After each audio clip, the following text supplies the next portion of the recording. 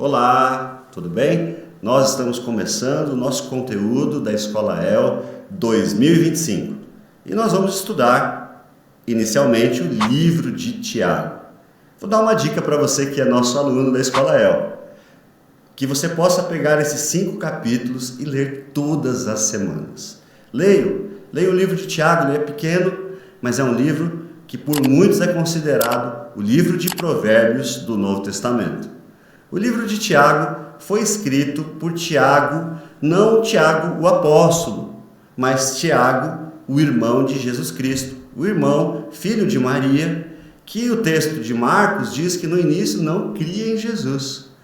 E alguns historiadores vão dizer que Tiago se converteu só após a morte e ressurreição de Jesus. Mas ele se tornou para a igreja cristã do primeiro século um dos líderes fundamentais. Tanto é que quando você lê a Escritura Sagrada, você vai ver Tiago no concílio de Atos 15, quando os gentios começaram a ser evangelizados, a igreja, Tiago era tido como uma das colunas da igreja. Ou seja, ele estava atuante na igreja do primeiro século. O livro de Tiago é um livro que abarca muitos conteúdos. E nós vamos estudar 7 lições a respeito dos 5 capítulos deste conteúdo. Nós temos muitas lições preciosas em Tiago. Eu gostaria de falar para você que nem tudo que está em Tiago nós vamos abarcar como conteúdo, mas nós vamos abarcar conteúdos importantes de vários capítulos. Por isso que é importante, quando você tiver uma dúvida aí, você pode escrever. Na medida em que nós podemos, nós responderemos as dúvidas. As dúvidas podem ser colocadas no nosso grupo de WhatsApp e elas vão ser sanadas à medida em que vocês colocam lá no nosso grupo. Aliás, você que ainda não está no nosso grupo de WhatsApp da Escola El, nós facilitaremos o ingresso, mandaremos o link de acesso a você. E hoje nós vamos estudar então esse livro, e eu gostaria que você abrisse o livro de Tiago. Nós vamos ler a partir do verso 2. E diz assim o texto bíblico: Meus irmãos, considerem motivo de grande alegria o fato de passar por diversas provações, pois vocês sabem que a provação de sua fé produz perseverança.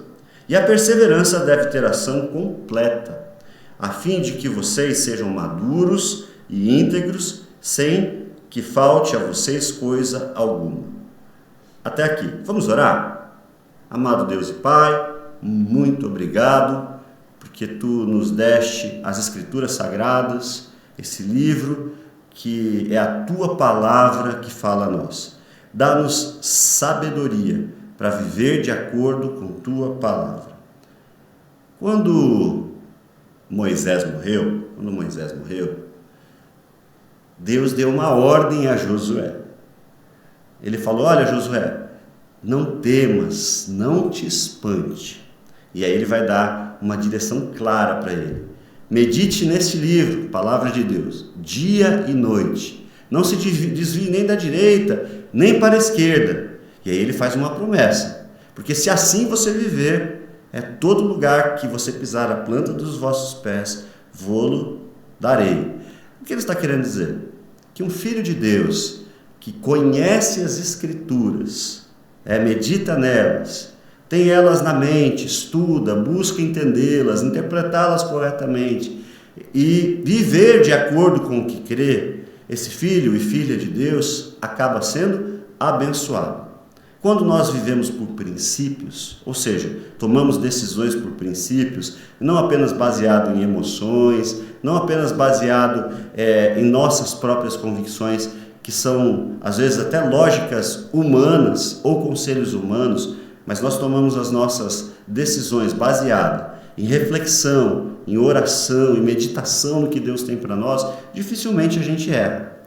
E nós vamos estudar um pouquinho o que o apóstolo Tiago, não o apóstolo no sentido literal que que esteve ao lado de Jesus caminhando lá, mas o irmão de Jesus. Apóstolo significa enviado. Ele foi enviado, ele é um profeta, sim, porque ele escreveu a palavra do Senhor. Esse irmão de Jesus, ele tem conselhos práticos para uma vida abençoada. Então ele vai falar um pouquinho de como crescer nas adversidades. Aliás, esse é um ponto bem importante. A vida cristã, ela é um campo de batalha. Nós passaremos por muitas lutas. Lutas de foro íntimo, emocionais, lutas espirituais, lutas na sociedade. Nós vivemos lutas em muitos ambientes em que estamos. E a maioria de nós quer fugir dessas lutas, obviamente. Mas Tiago, ele nos ensina de maneira prática que as lutas, elas podem nos ensinar a crescer.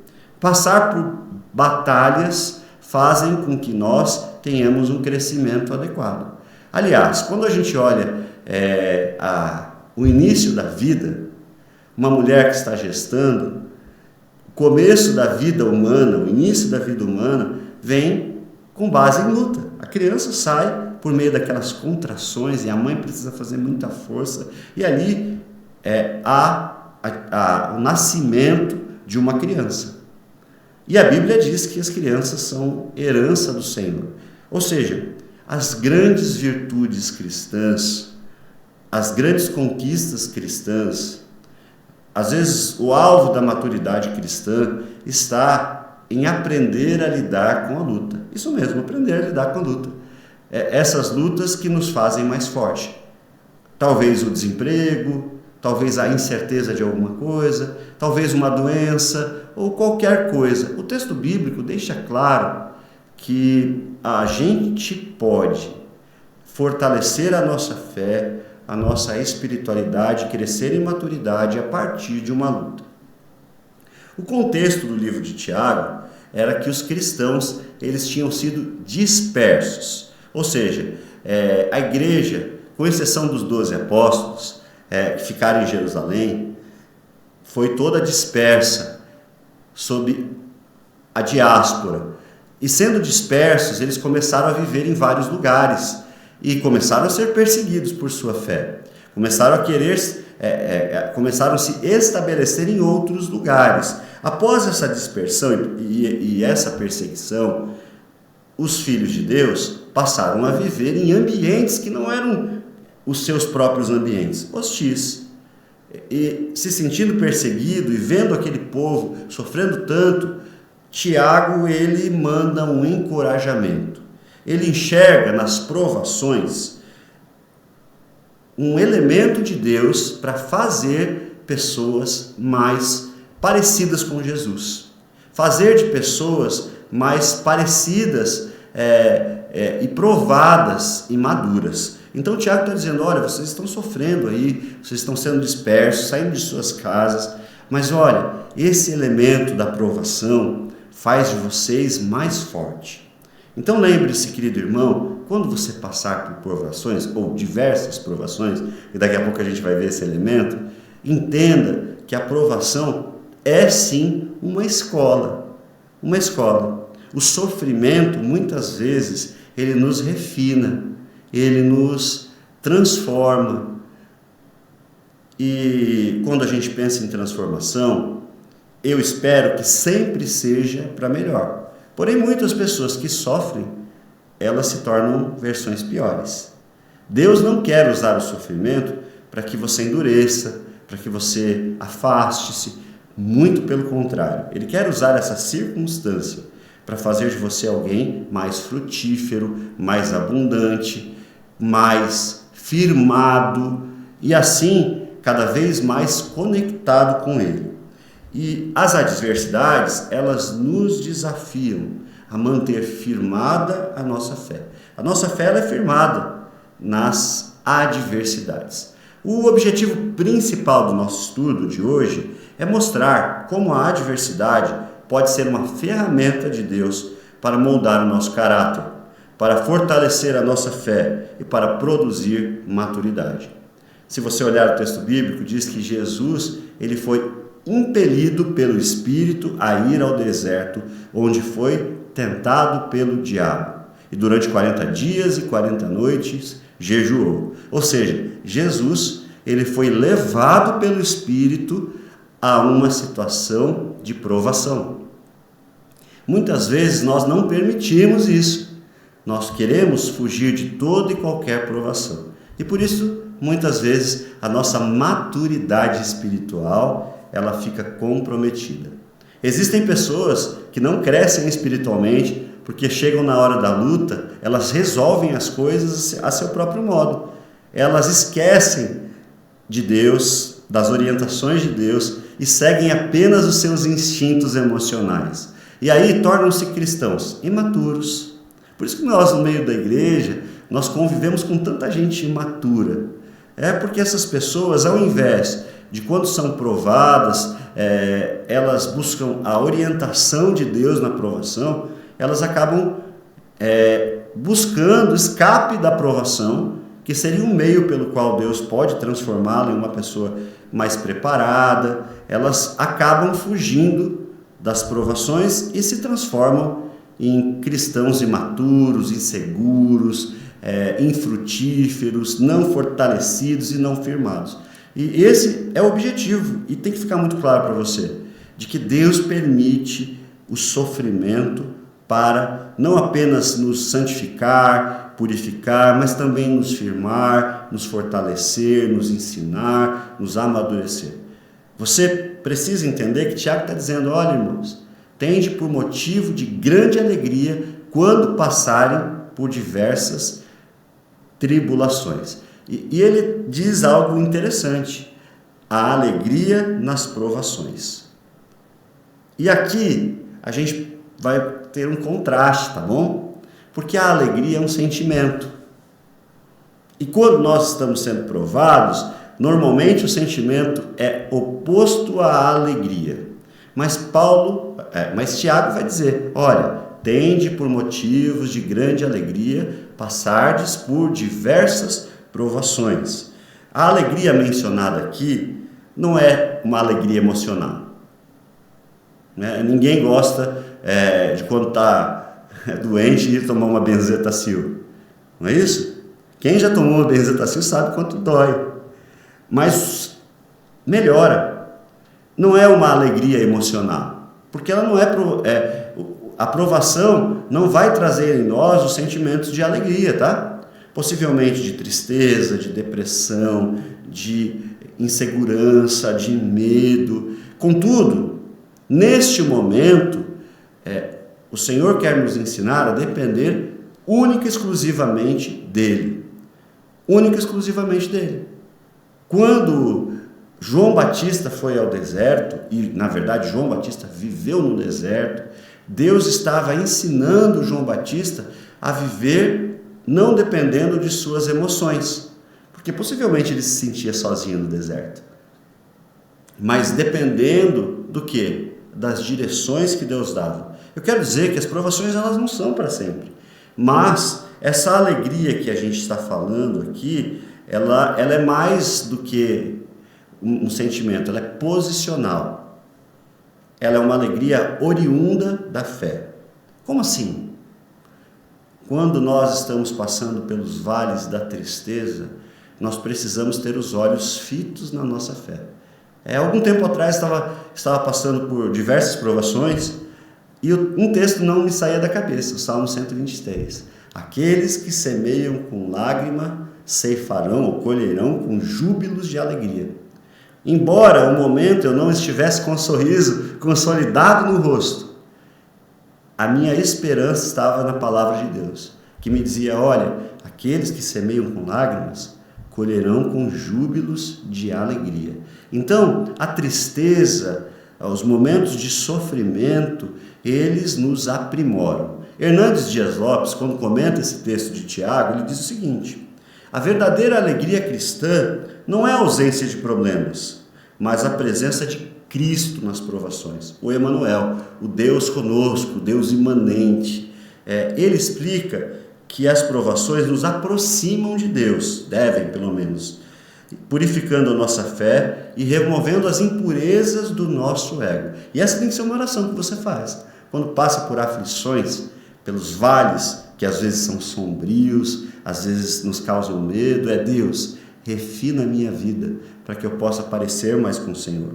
Reflita sobre as aflições que você passa, e peça a Deus, e ajude, colabore com Deus, para que Ele modele o seu caráter, à medida de Cristo, que quando você saia da provação, você saia mais parecido com Jesus. Cultive uma atitude de gratidão. Senhor, estou passando pela essa provação, mas eu sou grato, porque as tuas misericórdias se renovam a cada dia. Passamos pela tribulação, não nos sentimos bem com isso, mas temos a convicção de que todas as coisas cooperam para o bem daqueles que amam a Deus. Você sabe disso, não é? Então, se você esteja passando por uma tribulação, aceite, não como uma punição de Deus, mas como um tempo em que Deus está trabalhando para que você passe por esse momento e seja melhor.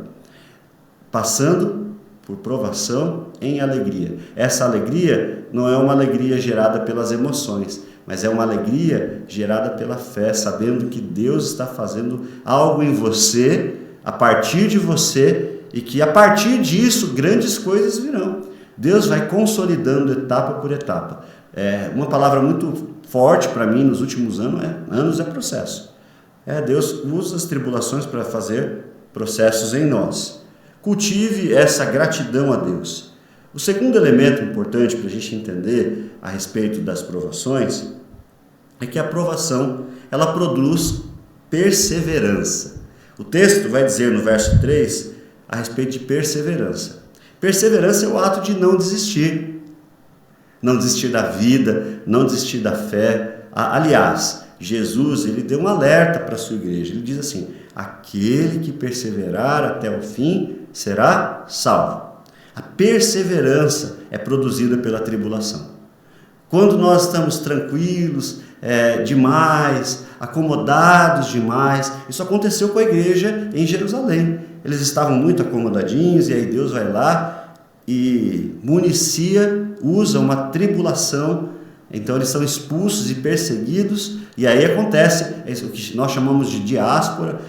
Tiago está escrevendo exatamente a esses cristãos que estavam lá e saíram de suas terras. Então muitas vezes estar acomodado na fé, estar se sentindo muito acomodado, significa que você está no mesmo status quo, ou seja, você não cresceu. A meta cristã é crescer sempre. Então as dificuldades da vida, elas deveriam produzir em nós perseverança. E a perseverança é uma capacidade de não desistir, mas de lutar também. Josué era um homem que quando Moisés morreu, Deus precisou dar um sacode nele. Ele diz: olha, meu servo Moisés é morto, você vai guiar esse povo às promessas. Então, não temas, não te espantes, eu sou contigo. Então ele estava falando: olha, você vai agora, a responsabilidade é sua, você não pode desistir disso não. E Deus, ele usa as tribulações para aumentar o nosso nível de perseverança. À medida em que nós somos perseverantes na provação, Deus fundamenta em nós algo forte. Ele fundamenta em nós casamentos mais fortes, casamentos mais perseverantes, que não são qualquer ventinho que os faz balançar. Não são quaisquer coisas que acontecem que nos faz balançar na fé. Muitos de nós estão sempre trôpegos, ou seja, tropeçando na fé, sempre querendo deixar a igreja, sempre querendo fazer apenas a sua vontade. Por quê? Porque não aprenderam na escola da adversidade a serem perseverantes. Perseverar é continuar a lutar, é continuar a buscar, é não desistir das coisas que Deus te deu. Muitos de nós, com qualquer decepção, entregam o ministério. Não, as pessoas não me ouvem. Se João Batista fosse pensar desse jeito, não, as pessoas não me ouvem, ele não teria sido o maior dos profetas. Jesus disse que dos nascidos de mulher, ninguém foi maior do que João. E esse homem aprendeu a perseverar na tribulação. Muitas vezes, nós, em todos os embates da vida, a gente diz: não, agora eu preciso de um tempo para mim, não aprendemos ainda a perseverar.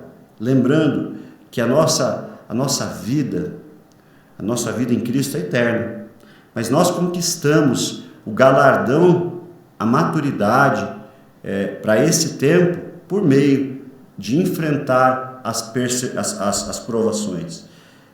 Quando comentava sobre o crescimento cristão nas provações, Warren Wiersbe, ele diz o seguinte: a fé que não é testada não pode ser confiável. A fé que não é testada não pode ser confiável. Ele enfatiza que as provações não destroem a fé, ou não deveriam destruir, porque se destroem ela não existe, mas tornam a fé resiliente e madura. A resiliente se adapta, a fé se adapta e ela se torna madura. Pense em um atleta em treinamento. O esforço, o desconforto do treino, eles não são agradáveis, mas são essenciais para o crescimento e o desempenho. Esses atletas de grande desempenho, eles sofrem nos treinos. Por quê? Porque eles sabem que o que dá resultado é isso aí. É ir além dos seus limites. E as provações fazem-nos ir além dos nossos limites. Você deve enfrentar as provações dessa forma. Você deve enfrentar as provações agindo dessa forma. E por último, mas também não menos importante sobre as provações, é que a provação, ela traz ação completa. Ou seja, ela faz você crescer em todas as áreas.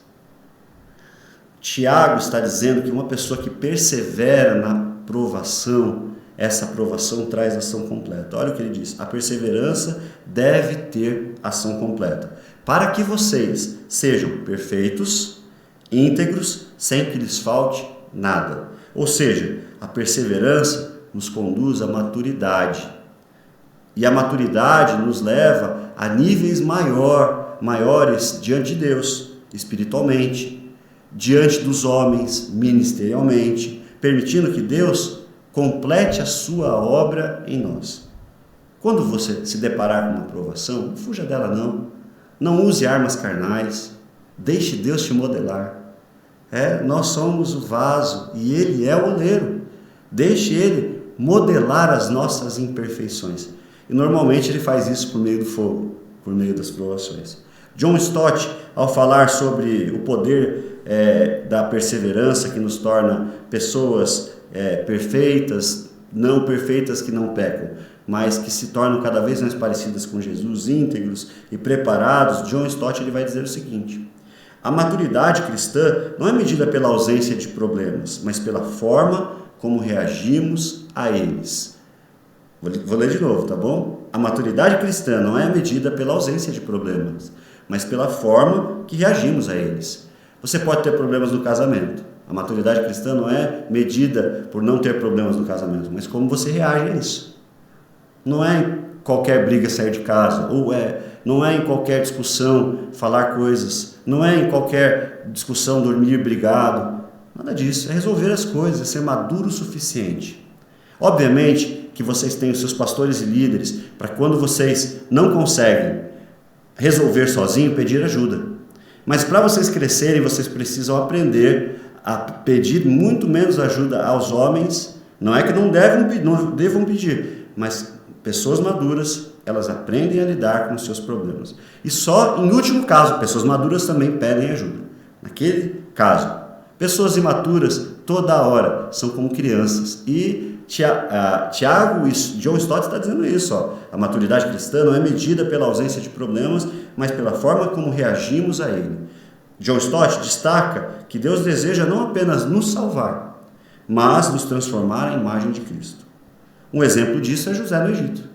José, mesmo traído, mesmo preso, ele perseverou, ou seja, não desistiu. Ele continuou crendo, passou muito tempo, confiou no propósito de Deus, que culminou em sua exaltação. Os propósitos de Deus, quando nós perseveramos, eles nos levam a esse caminho de exaltação. Mas nunca haja na carne, nunca haja sem consultar ao Senhor, nunca haja por suas emoções latentes.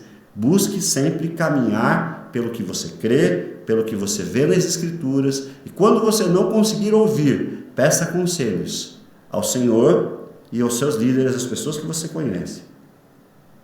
Uma conclusão para a nossa aula. As adversidades não são obstáculos, mas oportunidades para crescermos na fé, na vida, no emprego, em todas as áreas. Na perseverança de não desistir e na maturidade. Confie em Deus, que está trabalhando em você. Através de você, Ele vai fazer grandes coisas, mas você não pode desistir no meio da provação. Deus nunca desperdiça uma dor. Ouça de novo, Deus nunca desperdiça uma dor. Ele transforma as lágrimas em aprendizado e o sofrimento em maturidade. Vou ler de novo, tá bom? Deus nunca desperdiça uma dor. Ele transforma as lágrimas em aprendizado e o sofrimento em maturidade. As minhas perguntas para você é: como você tem reagido às adversidades da sua vida? De que maneira Deus tem usado as provações para moldar o seu caráter? Que passos práticos você pode dar para crescer em perseverança e maturidade espiritual em 2025? E eu tenho um desafio para você.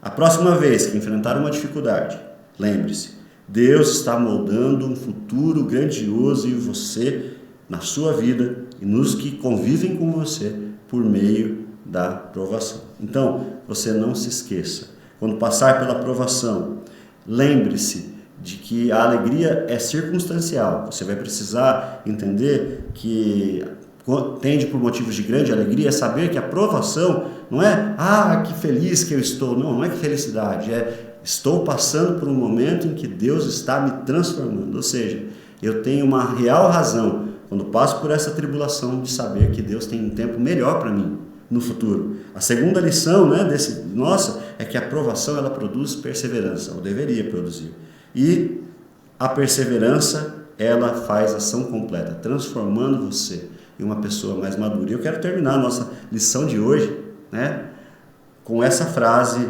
muito legal que diz que Deus nunca desperdiça uma dor. Ele transforma lágrimas em aprendizados e sofrimento em maturidade. Que Deus te abençoe.